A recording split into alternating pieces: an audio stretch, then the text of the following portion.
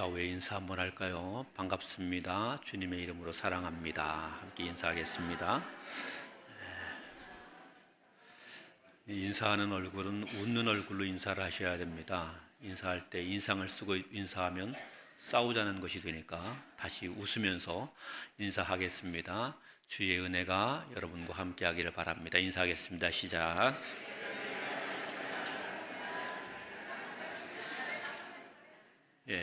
한 해의 절반이 지났습니다. 2024년이 시작돼서 6개월이 끝나고 이제 7월 첫 주일을 맞이했습니다.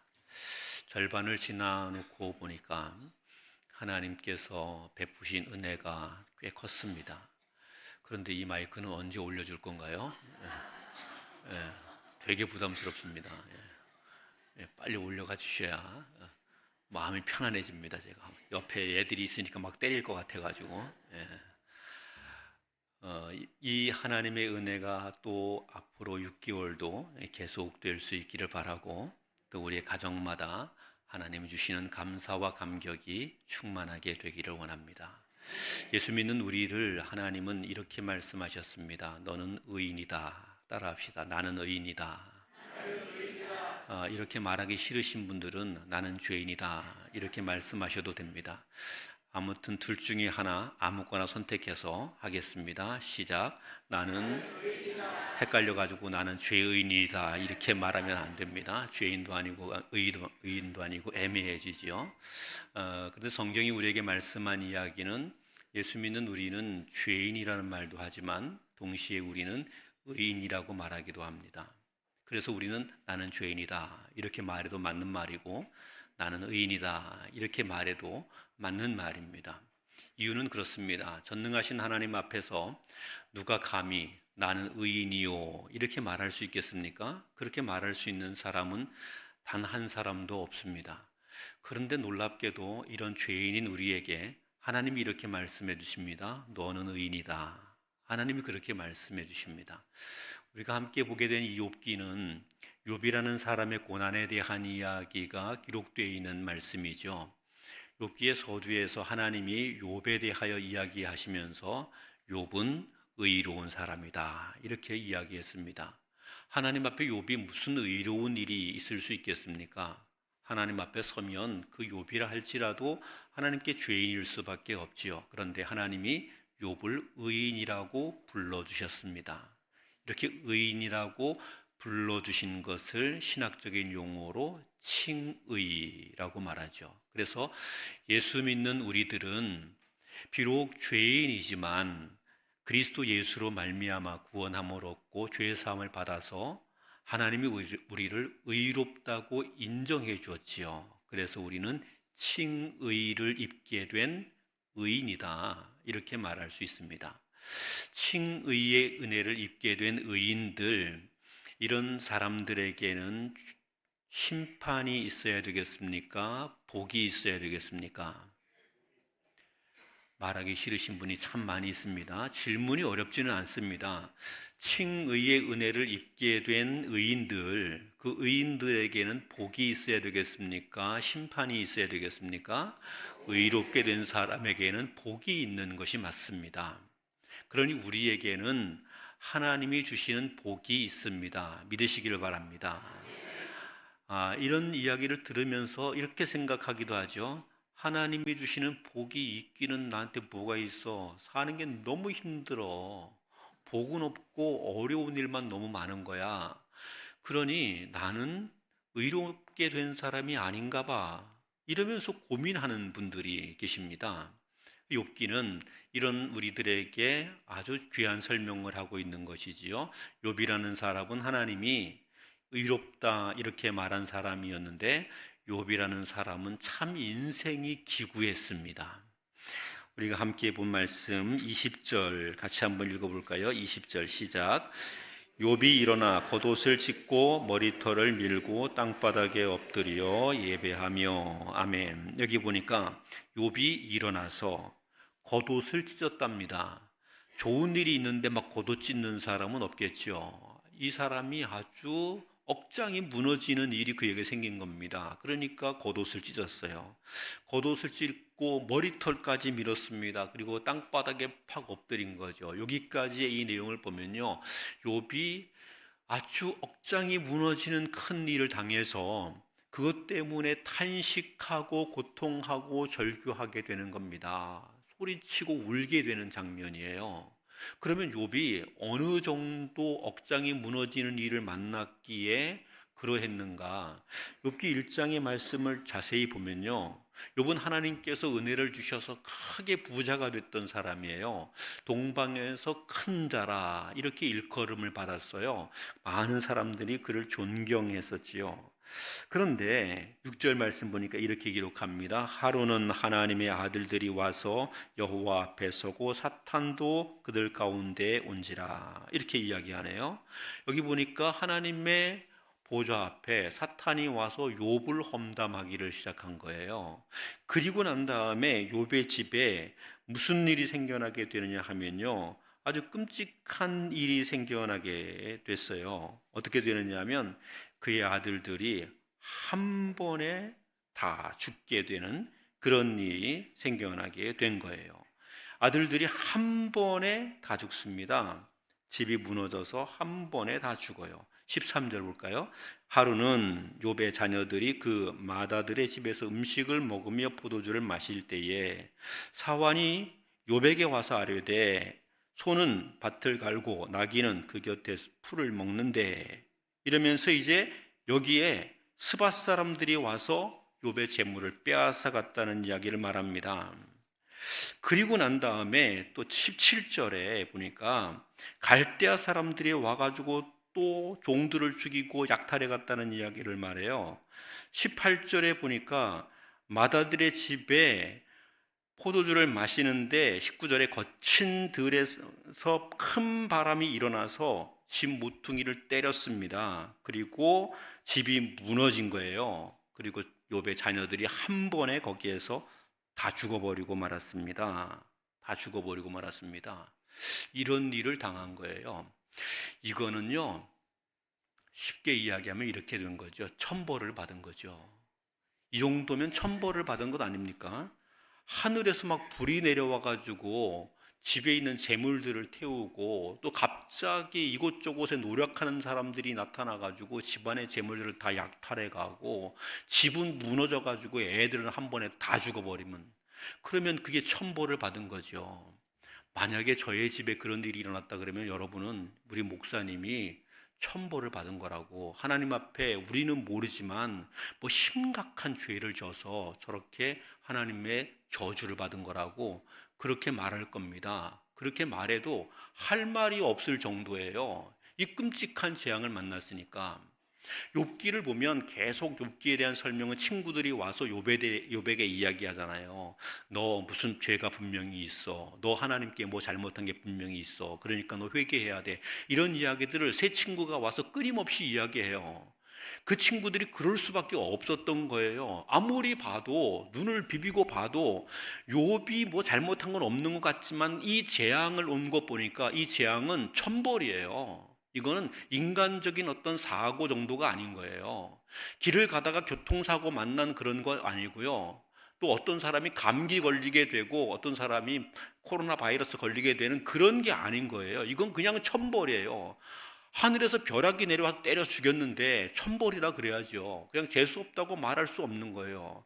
그냥 한 건만 있으면 그냥 재수 없어서 이렇게 말할 수 있지만 한 건이 아니에요. 영거퍼 네 건이에요. 네 건의 재앙이 영거퍼 찾아오는 거예요. 그리고 그것도 모자라서 욥의 몸에 질병이 생기잖아요. 예? 여기에 질병이 생기는데 성경에 표현한 얘기를 보면 거의 문둥병과 같은 질병인 거예요. 너무 고통스러워서 기왓장을 가지고 몸을 긁어야 했던 그런 정도예요. 진물이 흐르고 개들이 핥게 되는 그런 정도예요. 이거는 이 비참함은 어떤 무엇으로도 효용할 수 없는 거죠. 그냥 한마디로 이놈은 천벌을 받은 놈이다, 이렇게 말할 수밖에 없는 그런 모습이에요. 그런데 이 사람이 어떤 사람이냐면 하나님이 이렇게 말했어요. 욥은 의인이다. 의인인데 천벌을 받은 것처럼 보이는 거죠. 의인인데. 의인인데 천벌을 받은 것처럼 보이는 거예요. 우리에게 천벌을 받은 것처럼 보이는 일이 있다고 그래서 기억해야 되는 게 있습니다. 내가 예수 믿는 사람이면 나는 의인이다. 죽어도 아멘을 하기 싫은 모양이에요. 사람들이 보기에 내가 천벌을 받은 사람인 것처럼 보여도 내가 예수 그리스도를 믿는 사람이면 나는 의인이다. 아멘. 나는 의인이다. 의인에게도 이런 고난, 이런 재앙이 찾아온다는 말씀을 오늘 성경이 가르쳐주고 있는 거죠. 예수 믿고 살아가다가 이렇게 큰 어려움을 당하게 되면 사람들 중에는 여러 가지 생각을 합니다. 내가 하나님께 죄를 지어서 그런가? 이러면서 고민이 깊어지는 사람이 있어요. 또 어떤 사람이 이렇게 생각하는 사람이 있어요. 예수를 믿어봐야 아무런 소용이 없네. 이렇게 생각하는 사람이 있어요. 그런데 그런 것이 아닙니다. 하나님은 오묘하신 분이십니다. 하나님은 우리가 생각하는 수준의 하나님이 아니고요, 우리의 생각을 뛰어넘는 전능하신 하나님이셔요. 그래서요, 감히 우리에게 이루어진 어떤 힘든 일 때문에 저주받은 거야, 이렇게 말해서는 안 돼요. 아니면 하나님 믿어봐야 소용없네, 이렇게 말해서도 안 돼요. 우리에게 어떤 일이 생기면 이렇게 이해하셔야 됩니다. 따라합시다. 올 것이 왔다. 그렇게 생각하셔야 됩니다. 아담이 타락하고 범죄한 이후에 인간은 하나님의 은총에서부터 버려진 존재가 되었습니다. 그래서 인간은 저주의 땅을 살아가고 있고요, 모두가 다 필연적으로 죽음에 직면하게 되어 있습니다. 모두가. 그래서 모든 사람에게 이렇게 재앙이 오게 되어 있는 것이 당연한 거예요. 재앙이 오면 드디어 아담의 후손인 나에게 올 것이 온 거구나, 그렇게 생각을 해야 돼요. 지난번에 이태원에서 큰 참사가 있었잖아요. 거기에서 아마 예수 믿는 친구들도 죽은 아이들이 많이 있나 봐요. 그 예수 믿은 아이들, 죽은 아이들을 보면서 이렇게 이야기하는 사람이 있어요. 믿음이 없는 사람이다. 아니, 어떻게 믿음이 있는 사람이 그런 데 가서 놀 수 있느냐, 이렇게 말하는 사람이 있어요. 그런 말 함부로 하면 안 돼요. 그런 말 함부로 하면 안 돼요. 왜 그러냐 하면 이 성경이 말하잖아요. 하나님이 의롭다 하신 사람에게도 무서운 재앙이 온다니까. 무서운 재앙이. 어렵고 힘든 일이 와요. 저도요, 길을 가다가 갑자기 교통사고를 당해서 어떻게 될지 몰라요. 그런 일이 있을 수도 있어요. 그렇게 됐다 그래가지고 목사가 저주를 받아 죽었다, 그러시면 안 된다니까. 그러면 안 돼요. 욥이 이런 일이 생겼다 그래서 저주를 받은 게 아니에요. 그는 하나님이 뭐라 그래요? 의인이다. 다만 그에게 온 고난은 정말 천벌 받는 것처럼 왔지만 인간에게 와야 될 것이 그냥 옳게 온 것뿐이다. 아멘. 그래서 우리가 이 사실을 알아야 돼요. 우리 성도들 가운데 어려운 일을 당하는 분이 있으면, 그러면 이분에게도 올 것이 왔구나. 올 것이 온 것일 뿐이구나. 이분이 범죄하거나 죄진 것이 아니라 올 것이 온 것뿐이구나. 사랑하는 가족이 갑자기 죽음을 맞이해서 하나님께 가면 그분에게도 올 것이 온 것일 뿐이구나. 무슨 저주를 받게 된 것이 아니고 하나님의 은혜를 안 입은 것이 아니라 그냥 올 것이 온 것일 뿐이구나. 그렇게 받아들일 수 있어야 돼요. 그게 믿음입니다. 그게 믿음이에요.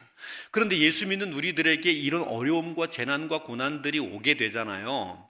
오게 됐을 때 그때 믿음의 사람들이 취해야 하는 태도가 있는 거예요. 그때 절망하고 좌절하고 그런 것이 아니고요, 그때 믿음의 사람들이 취해야 될 태도가 있는데, 우리 본문 같이 보겠습니다. 본문 21절 말씀입니다. 같이 보겠습니다. 시작.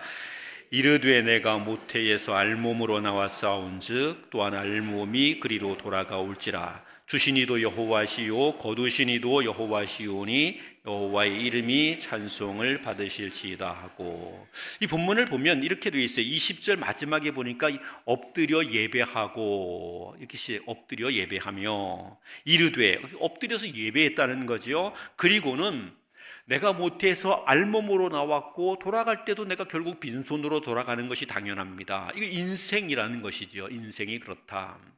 주신 이도 하나님이시오, 취하신 이도 하나님이시오. 인생의 모든 주권이 누구에게 있다?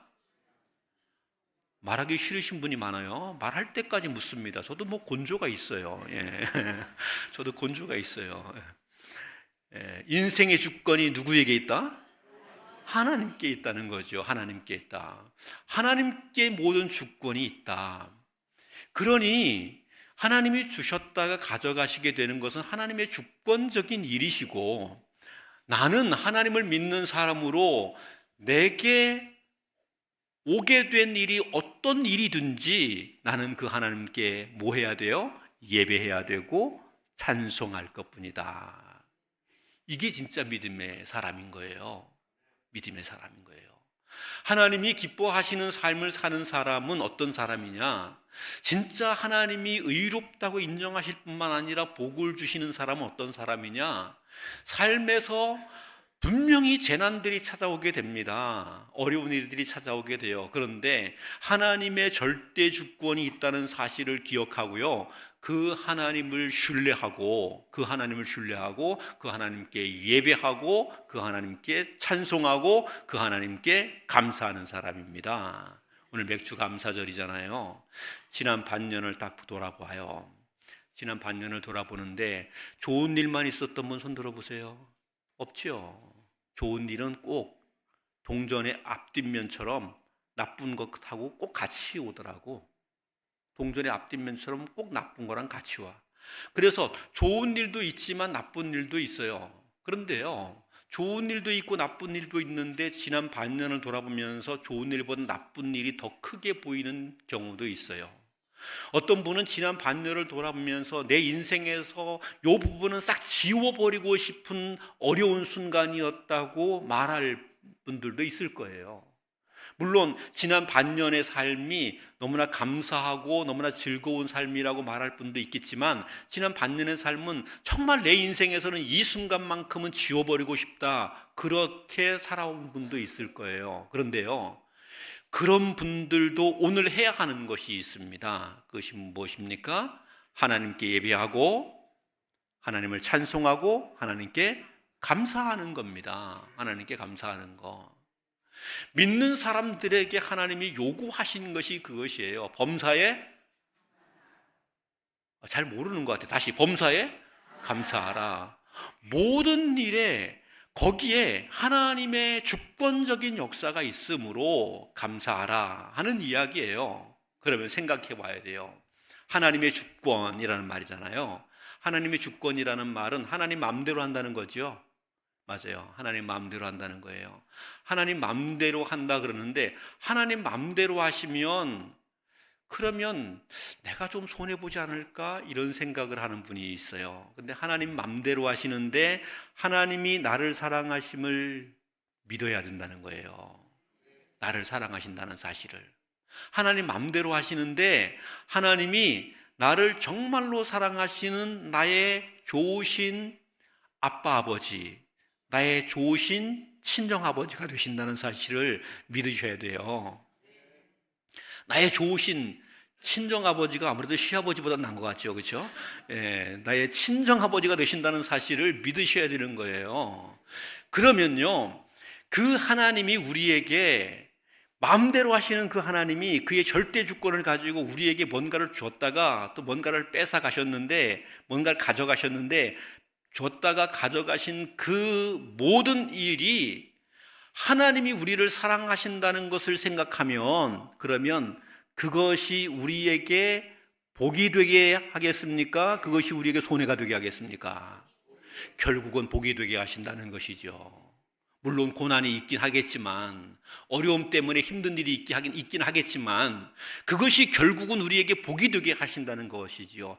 욥기가 그것을 전체로 보여주고 있어요. 욥은 정말 끔찍한 고난에 들어갑니다. 엄청난 괴로움 속에 들어가요. 그래서 그가 말하기를 이렇게 말해요. 나는 지금 지옥에 들어와 있는 것 같다는 이야기를 말해요. 지옥에 들어가 있는 것 같다. 나는 차라리 태어나지 않았으면 더 좋을 것을, 이렇게 말할 정도로 그는 끔찍하고 어려운 순간에 들어가요. 그렇지만 그는 그 순간에도 이렇게 기억한 거예요. 하나님이 나를 사랑하시는 하나님이심을 믿습니다. 하나님이 나의 하나님이심을 믿습니다.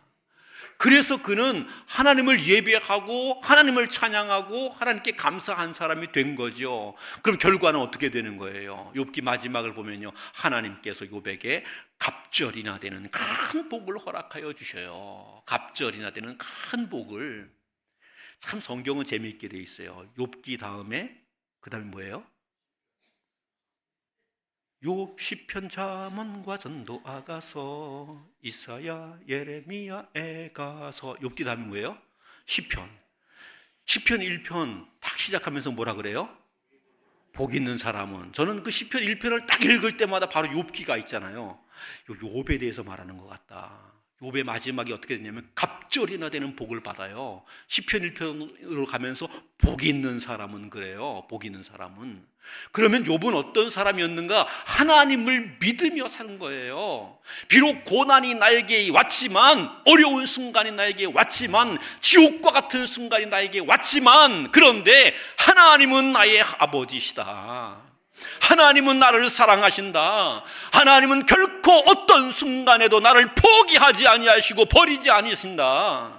지금 내가 절망인 것 같고 내가 천벌을 받은 것처럼 보이고 모든 사람이 나를 조롱하고 비난하고 조롱해도, 그래도 나의 하나님은 나를 사랑하시는 나의 친정 아버지가 되셔서 내 삶의 모든 것에 결국은 복을 주시는 하나님이 되신다.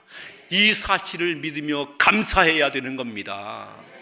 지난 6개월이 힘들었어도요, 감사하시기를 바랍니다. 하나님이 나의 아빠, 아버지가 되심을 인해, 그리고 앞으로 이제 6개월을 또 살아가고 우리의 남은 생애를 살아가게 될 때에 어떤 고난과 역경이 다가오게 돼도 나의 하나님이 나를 사랑하고 계신다고, 나의 하나님이 나의 아버지가 되신다고, 그리고 그 하나님은 결코 나를 버리거나 포기하지 않으신다고, 결국은 나에게 복을 주신다고 믿고 그 하나님께 감사함으로 욥의 승리를 함께 경험하게 되시기를 우리 주님의 이름으로 축원합니다. 기도하겠습니다. 하나님 감사합니다.